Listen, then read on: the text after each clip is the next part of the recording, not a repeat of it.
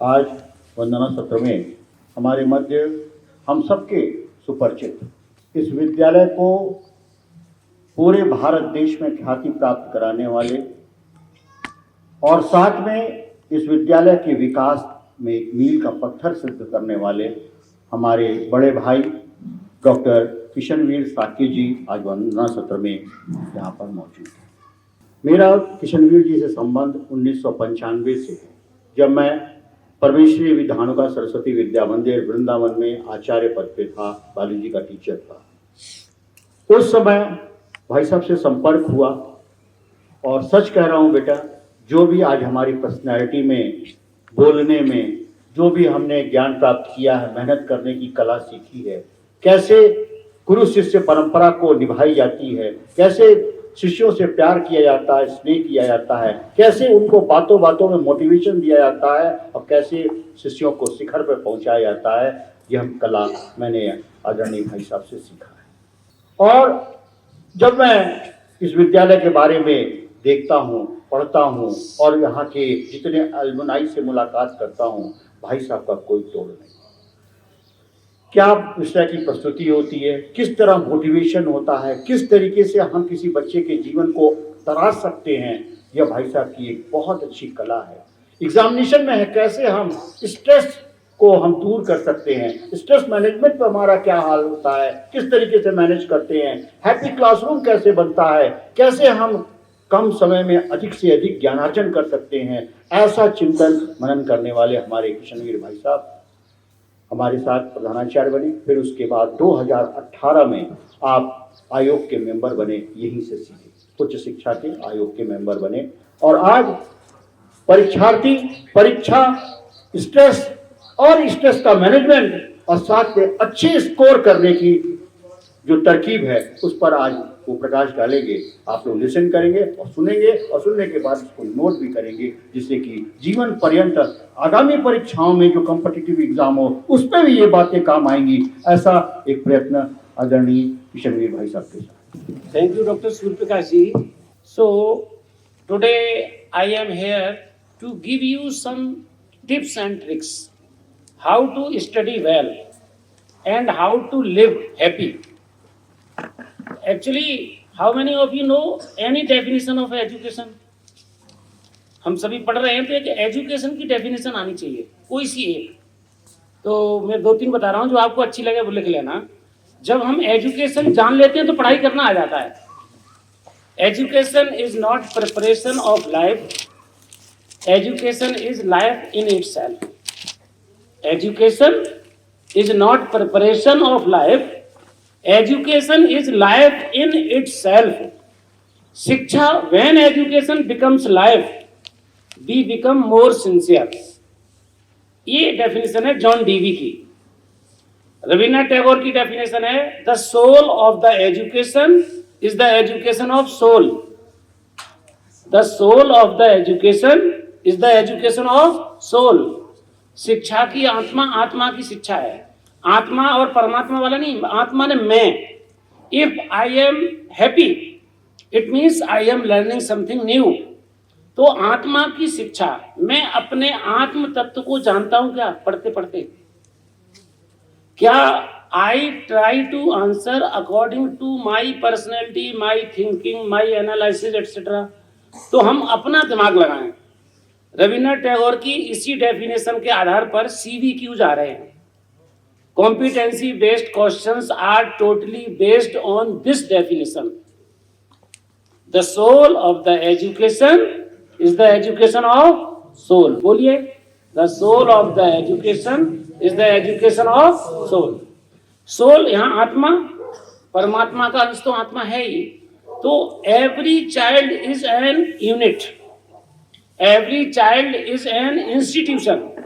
Every child is different. Every child is with different abilities. Every child is with different competencies. So his competencies should be reflected in each and every answer. ये चाहते हैं रविन्द्रनाथ टैगोर। स्वामी विवेकानंद कहते हैं education is the manifestation of innermost talent. बच्चों की inner most talent को जो expose करे, एक्सपोजिशन करे, वो एजुकेशन है। तो हम अपनी टैलेंट तो देखते नहीं, हम तो टीचर की टैलेंट देखते हैं, टीचर कैसा पढ़ा रहे हैं, कैसा लिखा रहे हैं, उसी को लिखाते हैं। इसलिए हम जैसे आते वैसे ही चले जाते हैं, सारा जीवन खाली हाथ रह जाता है। तो करना क्या है, दो डेफिनेशन एजुकेशन की। और अभी रिसेंटली 2020 में राष्ट्रीय शिक्षा NEP 2020 आई है। उसके बाद पूरे देश और दुनिया में भारी चेंजेस हुए हैं। तो इन 5 साल पहले हम CVQs मैं नहीं जानता था, हॉट्स जानता था। CVQs अभी 5 साल में आए हैं। MCQs 2 प्रकार के होते थे, अब MCQ 6 प्रकार के हो गए, ये अभी 2-3 साल में डेवलप हुए। MPQs मोस्ट प्रोबेबल क्वेश्चंस की फ्रेमिंग हमारे समय पे नहीं थी, ये अभी हुई है। इतने सारे चेंजेस को संभालना कैसे है, उसके लिए मैं कुछ बातें बताता हूं। अब आपने blueprint, sample paper, marking scheme, syllabus, ये बात हो गई पुरानी, इसको एक बार देख लीजिए, नहीं देखा है तो। लेकिन अब आपके पास notes, syllabus is completed, written notes are completed, now you are ready to prepare them in your way. कैसे याद करें जल्दी जल्दी, तो याद करने के कुछ मैं टिप्स बताता हूं जो बिल्कुल एक्सपीरियंस्ड हैं, टेस्टेड हैं। जो ये काम करते हैं बच्चे, वो निश्चित रूप से इंप्रूव करते हैं। तो पहला लिखिए, जब भी पढ़ते हो तो एक काम करो, जो मैं पिछले 2005 से करता हूँ। CBSE के चेयरमैन थे गांगुली जी, तो उन्होंने प्रिंसिपल्स की मीटिंग में बताया, अगर सक्सेसफुल प्रिंसिपल बनना है तो आपको 4 काम करने चाहिए, और वो मैंने बच्चों के लिए तैयार कर दिए। ये मेरी एजुकेशन है। पहला काम है फैक्ट, लिखो फैक्ट। इसके नीचे लिखो एक्ट, ACT, एक्ट। उसके नीचे लिखो टैक्ट, TACT, टैक्ट। और उसके नीचे लिखो कॉन्टैक्ट। तो पहले क्या है, नंबर 1 नंबर 2 नंबर 3 नंबर 4। अब इंग्लिश के मीनिंग इसमें नहीं है। Fact means what you don't know. अगर गणित की एक एक्सरसाइज रिवीजन करने बैठे हो 5.6, उसमें 20 प्रॉब्लम्स हैं, तो 2 मिनट में ये पता करो क्या नहीं आता। Fact means what I don't know, fact means 2 minute में पता कर लो। चाहे मैथ्स है, चाहे कोई भी सब्जेक्ट है, पहले ये पता करो कि मुझे क्या याद नहीं है। अभी अरिहंत का सैंपल पेपर है, एक चैप्टर लो, क्या क्या याद नहीं है उसे अंडरलाइन करो, फिर उसे करो। तो दूसरा काम है act. Act means to learn by myself, to learn by myself, खुद से पढ़ना। फैक्ट मीन्स, अपने आप बोलो, fact means what I don't know, fact means, act means to learn by myself, act means to learn by myself. आपने एक exercise ली, उसमें 20 problems है मैथ्स की, उसको आपको 5 नहीं आती, अब तो सबकी तैयारी है, केवल 4-5 में डाउट है, उन्हें टिक कर लो। 5 प्रॉब्लम्स हैं जो फैक्ट हैं, आपको नहीं आते, आपने उसको अपने से अटेम्प्ट किया, ट्राई बाय योरसेल्फ, तो 5 में से 2 सवाल कर लिए। अब कितने बचे? 3 के लिए लगाओ टैक्ट। 3 के लिए क्या करना? टैक्ट। टैक्ट का मतलब है हर सब्जेक्ट में सैंपल्स और एग्जाम्पल्स होते हैं। गणित की जहां एक्सरसाइज स्टार्ट होती है, उससे पहले कुछ रूल्स हैं, कुछ लैंग्वेज है, कुछ एग्जाम्पल्स हैं, कुछ डायग्राम्स हैं, वो दिए होते हैं। तो sample, to see sample and example. Tact means to see sample and example. Sample और एग्जाम्पल देख लो, फिर अटेम्प्ट करो। तो 3 में से आपने 2 और कर लिए, अब कितने बचे? 1 के लिए करो कॉन्टैक्ट, 1 के लिए करो contact. Contact to your friend, contact to your teacher. इस एक सिंपल एक्सरसाइज से गांगुली जी ने कहा था हम लोगों के लिए, प्रिंसिपल्स के लिए, पता करो facts, what are your weaknesses, try to improve them, then contact to someone else, how to improve my personality. ये उन्होंने हमारे लिए बताया, इसको हमने पढ़ाई में लागू किया। ऑनेस्टली बता रहा हूं, इसको आप जब करेंगे तो 1 घंटे में 4 घंटे की पढ़ाई होती है। अगर हम फैक्ट पता नहीं करते तो जो आता है उसे भी करते रहते हैं, जो नहीं आता उसे भी करते हैं, फिर जो नहीं आता है वो अभी भी छूट गया। हम जहां थे वहीं बने रहते हैं। इसलिए ये 4 काम करना। पहला काम, दूसरा काम, तीसरा काम, चौथा काम। Fact means, act means, टेक्ट means sample and example, contact means friend and teacher. ये 4 काम करने हैं। पहली टिप हो गया। दूसरा काम इसमें से तुरंत बनता है, वो क्या है? जो हमने कॉन्टेक्ट किया है, तो दूसरा काम है मेक की नोट्स ऑफ कॉन्टेक्टेड क्वेश्चंस। अब की नोट्स नहीं बनाने, अब तो उसको बार बार याद करना है। To learn the contacted points and questions 3 times, कम से कम 3 बार पढ़ लो। जो पूछा वही तो डिफिकल्ट है। और जो टॉपर्स होते हैं वो जो कॉन्टेक्ट वाले डिफिकल्ट क्वेश्चंस हैं उन्हें अच्छा कर लेते हैं, उन्हीं की सर्विस लगती है, वही टॉपर्स बनते हैं। ये जो 90% करने वाले कभी सिलेक्ट नहीं होते। इसलिए जो 10% है कॉन्टेक्ट वाले सवाल, इनको बार बार याद करो। तो 2 तरीके हो गए। Third part. Fourth, 21st century learning skills. 21st century के बच्चे कैसे याद करते हैं वो और बता दूं। 4 बार सी लिख लो, सी उसके नीचे फिर सी, उसके नीचे फिर C, 4 times C, right 4 times C. 4 बार सी लिख लिया। अब आपको इसका आंसर पता करना है, क्योंकि 21st सेंचुरी में टीचर सब कुछ नहीं बताएगा। Teacher is a manager, teacher is a facilitator. You will learn by yourself. If you don't learn by yourself, you are not a good learner. तो 4 सी करनी है हमने। यूनिसेफ ने बनाई है 21st सेंचुरी स्किल्स, मैंने नहीं बनाई। पूरे दुनिया के सारे स्कॉलर्स बैठे यूएनओ और यूनिसेफ में कि भाई 21st सेंचुरी का बच्चा बड़ा डिस्ट्रैक्टेड है, इंटेलिजेंट बहुत है पर पढ़ता नहीं, वो कैसे पढ़ेगा?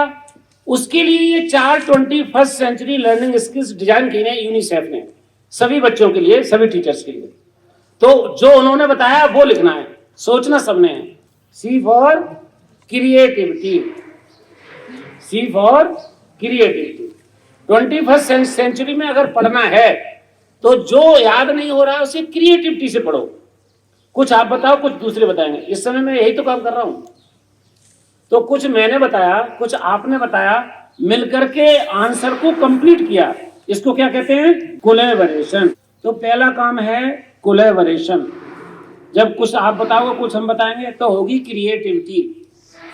और एक चीज तीसरी सी है जिसकी बहुत जरूरत है 21st सेंचुरी में, वो है क्रिटिकल थिंकिंग। क्रिटिकल थिंकिंग, जो कुछ याद करते हो उसमें आप अपनी थिंकिंग जरूर जोड़िए। हमने क्या, हम डेफिनेशन से याद कर लेते हैं, भारत में राष्ट्रवाद, यूरोप में राष्ट्रवाद, दोनों किताब का पढ़ लिया, अपनी क्रिटिकल थिंकिंग नहीं लगाई। Nationalism in India, nationalism in Europe, what is the major difference? The nationalism of India is impulsive, while the nationalism in Europe is compulsive. हमारे देश में भगत सिंह ने 29 साल में फांसी की सजा अपनी भावना से ली थी और बहुत खुश थे वो भारत माता के लिए फांसी का फंदा चूमने के लिए। तो ये तो भारत का राष्ट्रवाद है। वहाँ नेशनलिज्म की एक स्टैचू बनाई गई, जो उसको प्रणाम नहीं करेगा उसकी गर्दन काट दो। तो जबरदस्त सबने प्रणाम किया, तो वो नेशनलिज्म हो गया कंपल्सिव, जबरदस्ती वाला। हमारा नेशनलिज्म इंपल्सिव, भावना से आता है। तो क्रिटिकल थिंकिंग, जब हम क्रिटिकल थिंकिंग अप्लाई करते हैं तो निश्चित रूप से हम अच्छा कर लेते हैं। और लास्ट है कम्युनिकेशन। लास्ट सी है कम्युनिकेशन। एग्जामिनेशन में जब लिखते हैं तो हम जल्दी जल्दी क्वेश्चन पढ़ते हैं, हम क्रिटिकल थिंकिंग नहीं लगाते। एग्जामिनेशन में क्रिटिकल थिंकिंग से जो आप लिखें उसको अंडरलाइन करें, मार्क्स उसी पे मिलेंगे। एग्जामिनर देखता है इस बच्चे की अपनी थिंकिंग है, इसलिए इसे पूरे मार्क्स दो। किताब की स्पून फीडिंग से हटके उसने लिखा है। इसलिए आप सभी ये 4 सी फॉलो करेंगे। जो अगर ये 4 सी करेंगे तो कभी भूलेंगे नहीं, निश्चित रूप से। अब जॉन कीट्स की पोएम पढ़ते हैं हम लोग, रॉबर्ट फ्रॉस्ट 10th में भी हैं, 12th में भी हैं। तो रॉबर्ट फ्रॉस्ट की पर्सनैलिटी की एक बात तो आनी चाहिए, he composed many poems based on rural life. He was full of passion, compassion and emotions towards the people living in the village. उनका गांव वालों से लगा था, इसलिए तो रोड साइड स्टैंड लिख दिया, इसलिए तो उन्होंने कहा है 10th में जो पोएम है, सारी पोएम्स कहती हैं ब्यूटी। अब जॉन कीट्स कहते हैं beauty is truth, truth is beauty. हमारे पास कोई ब्यूटी नहीं है, सच बोल नहीं सकते, जरा सी देर में झूठ बोल सकते हैं। ट्रूथ इज ब्यूटी, सत्य ही सौंदर्य है, सत्यम शिवम सुंदरम, ये भारत का है, यही जॉन कीट्स कहते हैं। तो किसी का जब अपनी क्रिटिकल थिंकिंग हम लगाते हैं तो हमें याद होता है, ये 4 C फॉलो करनी है। नेक्स्ट पॉइंट, फिफ्थ में आप एग्जामिनेशन में हॉल में क्या कर रहे हैं, हम लोग जल्दी जल्दी, तो CBSE क्वेश्चन पेपर में 15 मिनट्स हैं कूलिंग आवर। 15 मिनट्स क्या है? Cooling hour. नाम बहुत अच्छा दिया है, सबसे ज्यादा टेंशन इसी में होता है, most tensed movement. Question paper आता है और बच्चा जब पढ़ता है, मर गए, ये तो बड़ा कठिन सवाल आ गया, टेंशन। तो आप उस कूलिंग आवर का यूज कैसे करें, उसका नाम है ABC technology. A for well prepared, A for जब पेपर पढ़ते हो तो क्वेश्चन जो वेल प्रिपेयर्ड है उसके आगे पेंसिल से लिख दो ए। ड्यूटी पर जो टीचर है उसे दिखाई ना दे, देख ना पाए क्योंकि लिखने से मना होता है, तो पेंसिल से A for well prepared. B for less prepared, जो क्वेश्चन कम तैयार है उसके आगे बी लिख दो। C for not prepared. जब पेपर 15 मिनट पढ़ते हो तो ABC जरूर लिखो, और सबसे पहले ए वाले करो। ए वाले आपके 80-90% क्वेश्चंस होंगे जो वेल प्रिपेयर्ड है। सबसे पहले आपने वो अटेम्प्ट किए, एक तो आपको स्ट्रेस नहीं हुआ, स्मूथली। दूसरे एग्जामिनर जब कॉपी चेक करता है तो वो चेक करते करते 80% क्वेश्चन ठीक है, तो जो बाद के 20% कम ठीक है उनमें भी पूरे नंबर दे देते हैं। एग्जामिनर का मूड बनाना है तो ABC के अनुसार आंसर लिखना है। ABC technology clear? ABC technology. A for, B for, C for, ठीक है। तो ABC जो फॉलो करते हैं उनके 5% नंबर ऐसे ही बढ़ जाते हैं। Next point, time management of question. हम एग्जाम का तो टाइम मैनेज कर लेते हैं, क्वेश्चन का नहीं करते। इसलिए जितने मार्क्स का क्वेश्चन है, 12th में 70 मार्क्स का पेपर है, मिनट्स कितने हमारे पास? 180। 70 से 180 को डिवाइड करो, 7 2 जा 140। जितने नंबर का क्वेश्चन है उससे 2 गुने मिनट लगने चाहिए, इससे ज्यादा नहीं। हर क्वेश्चन का टाइम मैनेजमेंट करना, ये घड़ी देखना, ये 4 नंबर का क्वेश्चन है, 8 मिनट से ज्यादा ना लगे। तो टाइम लिमिट और वर्ड लिमिट जो बच्चे फॉलो करते हैं, होशियार बच्चों की ये समस्या है कि उनके क्वेश्चन छूट जाते हैं। वो इसीलिए छूट जाते हैं कि वो टाइम मैनेज नहीं करते। तो टाइम लिमिट और वर्ड लिमिट को फॉलो करना है। नेक्स्ट पॉइंट, तो जितने नंबर का क्वेश्चन है उससे 2 गुने मिनट लगाना। अब ये जो 20 मिनट हमने बचाए इसका क्या करना? नेक्स्ट पॉइंट लिखो, to utilise 20 minutes in the examination hall. तो इसमें लिखिए, एक तो मार्जिन से ही लिखना शुरू करेंगे। जो मार्जिन से हटके लिखते हैं, तिरछी लाइन बना देते हैं, उनका 1 नंबर वैसे ही कट जाता है। मार्जिन बनाना और मार्जिन से ही लिखना। मार्जिन का मतलब ये है to start from this point, यहां से लिखना शुरू करो। छोटी सी बात है, इससे कॉपी अट्रैक्टिव हो जाती है। मार्जिन से लिखूंगा, एक बात। दूसरी बात, जैसे ही आपका आंसर फिनिश हो उसके बाद 1 लाइन खाली छोड़ना, फिर ये बीच में सर्कल और ये लाइन, ऐसी सर्कल फिर लाइन, ये है माई आंसर एंड्स हियर। ये जो हम बनाते हैं कॉपी पर, इसका मतलब जानते हैं? एग्जामिनर समझता है कि बच्चे का आंसर यहाँ एंड हो गया। My answer ends here after 1 line gap. Her answer के बाद 1 लाइन का गैप छोड़िए, फिर माई आंसर एंड्स हियर ये लिखिए। इसके लिखने से एग्जामिनर को मेहनत नहीं करनी पड़ती कि आंसर कहां से कहां तक है। जो बच्चे ये छोटा सा चिन्ह नहीं लगाते तो वो कॉपी चेक करते समय एग्जामिनर देखता कहां पर है इसका आंसर कंप्लीट हुआ है, तो इतने में वो इरिटेशन हो जाती है, नालायक लड़का है, इसे इतना भी होश नहीं, कि आंसर एंड वो चिन्ह लगा देता तो आधा नंबर वैसे ही कट जाएगा। इतने में ही एग्जामिनर को आधा नंबर कम करने में देर नहीं लगती। इसलिए छोटा सा काम, my answer and share one line gap, ये जरूर करना है। नेक्स्ट पॉइंट, जितने भी डायग्राम्स हैं, डेफिनेशंस हैं और डेटा है, to underline diagram and data. ये जो 20 मिनट्स बचाए हमने लोगों ने, उनका यूज करना है, उसको अंडरलाइन करो।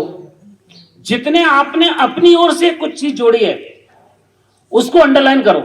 एग्जामिनर कहता है व्हाट अ वंडरफुल स्टूडेंट, उसने हाईलाइट किया है फैक्ट्स को, डेफिनेशन को, डेटा को, इससे आपके पूरे मार्क्स आएंगे। नेक्स्ट टाइम इसी में 20 मिनट्स में रिकैपिचुलेशन हम करते हैं कि हमारा ये आंसर में ये वाली बात मेरे दिमाग से निकल गई लिखते समय, तो हमने जो 20 मिनट बचाए हैं हर एक आंसर को रीसफल करेंगे।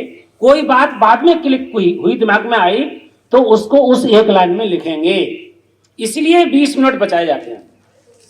चौथा काम, इसी में हमें टिकिंग टेक्नोलॉजी, क्वेश्चन पेपर लेना, आंसर बुक पलटते जाना, क्वेश्चन नंबर 7 पेपर में टिक किया, 9 टिक, 12 टिक, 17 टिक। क्वेश्चन पेपर में आंसर बुक पलटते पलटते टिक करना। होशियार बच्चे कितने ऐसे रहे हैं जिन्होंने टिकिंग नहीं की और अनकॉन्शियसली लगा कि हो गया, और जब घर पे आते हैं अरे आता हुआ छूट गया 4 नंबर, फिर पछताते हैं। इसलिए ये जो 20 मिनट हैं इसमें से 3 मिनट अंडरलाइनिंग के लिए, 4 मिनट इनपुट्स जो बाद में आए दिमाग में उसके लिए, 4 मिनट इस बात के लिए हैं कि मैंने अंडरलाइनिंग वगैरह ठीक की है।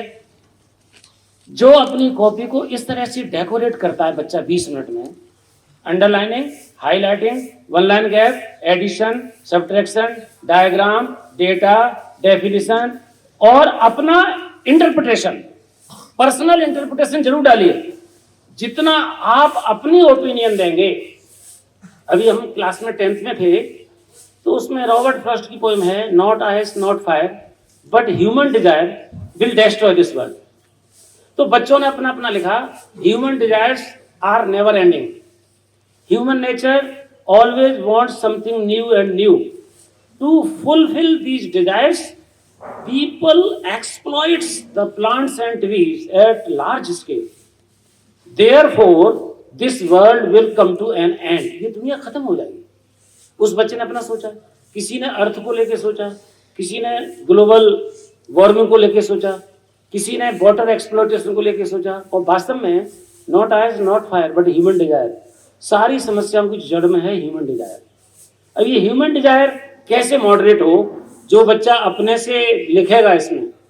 सो the management of human desire is the encouragement of nature which can save this earth planet. We should be very sensitive towards our earth planet. जिस बच्चे ने अपनी ओर से ये लिखा, एग्जामिनर कहेगा पूरे नंबर दो, क्योंकि रॉबर्ट फ्रॉस्ट से हटके भी बच्चा सोच सकता है। अब आपके पास ये जो CVQs आते हैं, ये तो क्लासरूम एग्जामिनेशन हॉल का काम है। जब हम क्वेश्चन पेपर आता है तो सबसे पहले इतने हरीड हो जाते हैं कि तुरंत झपटते हैं पेपर सीट पे रखा है, एक बार प्रणाम करो, थैंक्स गॉड, माता पिता को याद करो, फिर पेपर को प्रणाम करो। इतना करने से पेपर अच्छा हो जाता है। अभी इन दिनों में क्या क्या करना, तो फैक्ट एंड कॉन्टेक्ट लिखना अब कुछ नहीं है, अंडरलाइन करो। जो नहीं आता है फैक्ट उसको याद करना, जो आता है उसमें टाइम मत लगाओ। दूसरी बात क्या है, पेन पेंसिल रखो, अपना CVQ, अपना व्यू उस आंसर के साथ ही लिख दो किताब में कि अगर ये आंसर आ गया तो मैं इसमें ये चीज जोड़ूंगा। विच ब्यूटी इज ट्रू ब्यूटी, तो आप लिखोगे natural beauty is true beauty, beauty of idea is true beauty, godly beauty is true beauty, permanent beauty is true beauty, temporary beauty is not true beauty, truth is beauty, integrity is beauty, honesty is beauty, faithfulness is beauty. जो आप लिखेंगे नया शब्द वो आप उसमें जोड़ेंगे। जैसे ही आप अपना जोड़ के लिखते हैं एग्जामिनर बहुत इंप्रेस होता है, अप्रिशिएट करता है। और इसीलिए 50% CVQs हो गए, 20% MCQs हो गए, टेक्स्ट बेस्ड तो केवल 30% है, अगले साल 20% ही रह जाएंगे। ये टेक्स्ट बेस्ड हम पढ़ाई कराते हैं, इससे बच्चों को स्ट्रेस होता है। अब थोड़ी देर सीधे बैठिए, स्टॉप राइटिंग, आंख बंद करिए, आंख बंद करिए please, close your eyes softly. Question पूछूंगा honestly, those who have fluctuation in their diet, जिनकी डाइट में फ्लक्चुएशन है, रेज योर हैंड्स। कभी भोजन 4 रोटी, कभी 2 रोटी, ऐसे करते हैं, भोजन में फ्लक्चुएशन है, hands down. Those who get up without any alarm, बिना जगाए जगते हैं, hands down. Those who have problem of constipation, indigestion, जिनको कॉन्स्टिपेशन की प्रॉब्लम रहती है, hands down. Those who have nightmares, डरावने सपने देखते हैं, doubtful dreams, dreams of doubt, hands down. Those who want isolation, अकेले में रहना अच्छा लगता है, hands down. Those who don't want to share their feelings to anyone else, किसी से बात करने का मन नहीं करता, हैंड्स डाउन। जो those who go for the toilet, urination once और ट्वाइस इन द नाइट, रात में 1 या 2 बार टॉयलेट जाते हैं, हैंड्स डाउन। जो रात में कम से कम 4 बार करवट बदलते हैं, हैंड्स डाउन। अब आंख खोल लीजिए। ये क्वेश्चन कल हमने बच्चों से पूछा था, क्रिटिकल थिंकिंग, तो बच्चों ने इतने सुंदर आंसर दिए। Why did I ask this question? To know your attitude, to know your personality, to know your mood, to know your nature. हमने कहा नहीं, हमने ये क्वेश्चन पूछे थे बच्चे स्ट्रेस में कितने हैं। तो अब मैं आपको बता रहा हूँ, जो रात में टॉयलेट जाएं समझ लो स्ट्रेस है, जिनकी डाइट में फ्लक्चुएशन है समझ लो स्ट्रेस है, जो किसी से बात नहीं करना चाहते स्ट्रेस है, जो आइसोलेशन में रहना चाहते हैं स्ट्रेस है, जिनको कॉन्स्टिपेशन रहता है स्ट्रेस है। These are the primary symptoms of stress. अब इनको ठीक कैसे करना है? आंख बंद करके मैंने इसलिए पूछा, खुल के पूछ तो बच्चे बता देते हैं, मजाक उड़ाते हैं। अब हमें पता चल गया किस किस को क्या प्रॉब्लम है और आपको पता है, सॉर्ट आउट कैसे करेंगे उसका मैं 1 मिनट में बताता हूँ। एवरी डे जब मैं यहाँ था तो मैं 10 मिनट का आनापान कराता था, ध्यान। जब हम ध्यान करते हैं तो ब्रेन में जो थॉट्स बहुत हैं इकट्ठे हो गए वो रिलीज होते हैं, ध्यान में थॉट्स रिलीज हो जाते हैं, ब्रेन रिलैक्स हो जाता है, इसलिए स्ट्रेसलेस हो जाते हैं। तो बैकबोन सीधी करो, केवल श्वास पे ध्यान कर रहे हैं, बाहर श्वास निकल रही है ये मुझे पता है। 1 point program, observe your breathing, observe your breathing. Thoughts में कम एंड गो, थॉट्स आ रहे हैं उन्हें आने दीजिए, पर अपना ध्यान श्वास पे लगाइए। ठीक, ओपन योर आईज, खोल लीजिए आंखें। इस काम को 10 मिनट्स डेली करोगे।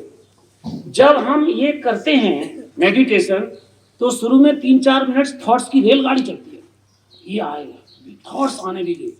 थॉट्स का जो बंडल ऑफ थॉट्स यहाँ इकट्ठा हो गया ये रिलीज होता है मेडिटेशन में, तो ब्रेन रिलैक्स होता है, हम स्ट्रेस लेस हो जाते हैं। इसलिए इसको डेली करना है, ऑनेस्टली करना है, सोने से पहले 10 मिनट और जगने के बाद। जो बच्चे मेडिटेशन करेंगे उनका पेपर 10 मिनट्स लगाओगे तो निश्चित रूप से 2-3% मार्क्स आपके बढ़ जाएंगे। इस काम को जरूर करें। दूसरा, few tips and tricks to reduce stress. CBSE ने पूरा प्रोग्राम तय किया है, ये सारे सिम्टम्स हमने सीबीएसई से सीखे हैं। बच्चों से पूछो प्रश्न क्या है, फिर उनको बताओ। तो पहला है टू सिंग अ सॉन्ग, कोई अच्छा गीत अच्छे मन से गाओ। दूसरा है मेडिटेशन। ये 2 काम जो बच्चा कर लेगा उसे तनाव नहीं होगा। तो कल हम एक क्लास में पढ़ा रहे थे सारी क्रिटिकल थिंकिंग राष्ट्रीय शिक्षा नीति 2020 में बताई है। गोस्वामी जी ने ये बात बता दी आज से 300 साल पहले। अब कल 12th वालों ने बहुत अच्छा कर दिया। अब आप सब कमर सीधी कर लीजिए। अब मैं गाता हूं, मुझसे अच्छा गाना है क्योंकि आपकी आवाज अच्छी है, मैं तो ओल्ड पर्सन हूं। तो पूरी इसे कहते हैं क्रिटिकल थिंकिंग। जो एजुकेशन पॉलिसी कहती है गोस्वामी जी ने 350 साल पहले कैसे कह दिया। गुरु ग्रह पढ़न गए रघुराई, गुरु ग्रह पढ़न गए रघुराई। ये जो रेसिटेशन और इंटोनेशन होता है, इससे हमारे शरीर में केमिकल चेंज होता है, वो स्ट्रेस को भागता है। स्ट्रेस कहता है यहाँ रह नहीं सकते हम, जो इतना सुंदर गा रहा है उसको तनाव नहीं होता है। अल्पकाल विद्या सब पाई, गुरु ग्रह पढ़न गए रघुराई, गुरु ग्रह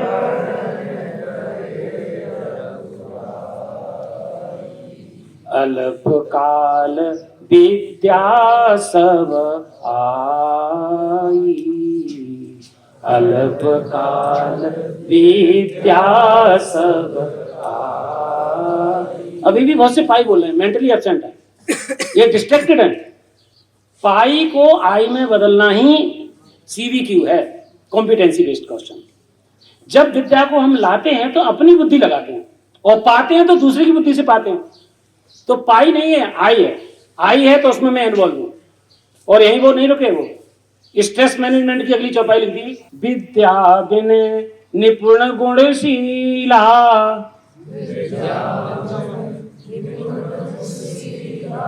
खेल है खेल सकल नृपलीला, खेल है खेल सकल नृपलीला। कितना सुंदर कहा है CVQ पर। गोस्वामी जी कहते हैं 108 प्रकार की विद्या है। विनय 10 सील हैं हमारे यहाँ, विनय के 24 स्किल हैं। इनसे हटके दुनिया में कोई चीज नहीं है। 3 शब्दों में सब कुछ कह दिया गोस्वामी जी ने। 108 विद्याएं, 24 स्किल, 10 सील, ये आप में सब आ जाएंगे यदि आप खेल खेल में काम करेंगे। पढ़ाई को भी खेल बना लो। जब बच्चा खेल के आता है तो बिल्कुल नहीं थकता, मेहनत बराबर है, और मजदूरी करता है तो थक जाता है। डिफरेंस क्या है? माइंड सेट का। जब हम फिजिकली मेंटली एक हो जाते हैं, पढ़ाई को खेल खेल में करोगे तो आप कभी नहीं थकोगे, ना आप में एडिक्शन होगा ना स्ट्रेस होगा। ये 2 काम करना, अच्छा गीत गाना। कल हम गा रहे थे, अभी आपकी 10th की पुस्तक में चौपाई लिखी है गोस्वामी जी ने। मेरे सभी बच्चे, सभी टीचर्स ये सारे काम कर सकते हैं। 100 में से 100 नंबर लाना कोई बड़ी बात नहीं है, लेकिन एक चीज चाहिए, हिंदी की पुस्तक में देख लेना, हृदय सिंधु मति सीप समाना। जरा जरा सी बात पे गुस्सा न करें। भोजन को लेके गुस्सा करना, फ्रेंड ने कह दिया तो गुस्सा आ गया, माता पिता ने कह दिया तो गुस्सा आ गया। तो गोस्वामी जी कहते हैं आपके हृदय समुद्र की तरह गहरे हो, छोटी छोटी बातों को लेके तनाव नहीं लेंगे। मति सीप समाना, आपकी बुद्धि सीप की तरह हो, जिसमें पानी की बूंद जाए तो मोती बन जाए। आपका ब्रेन, आपकी हार्ड डिस्क इतनी बड़ी हो जाए कि एक बार पढ़ लो तो लॉक हो जाए। ये होगी किसकी? जो बरसे बर बारी विचारू, जो बरसे बर बारी विचारू। जो विचार पूर्वक बादल बरसते हैं वो तो मोती बन जाते हैं, शेष नाले में बह जाते हैं। अब हमको तय करना है कि हम कौन से समय पे क्या काम करें। एग्जामिनेशन पास में है, आप सबके हृदय समुद्र की तरह गहरे हों, आपकी बुद्धि मोती ज्ञान को लॉक करने वाली हो, आप तनाव से रहित हों, संगच्छत्वम संबद्धत्वम हों। इतनी सी बात कहते हुए मैं अपनी बात समाप्त करता हूं। समय कम था। सबको नमस्कार।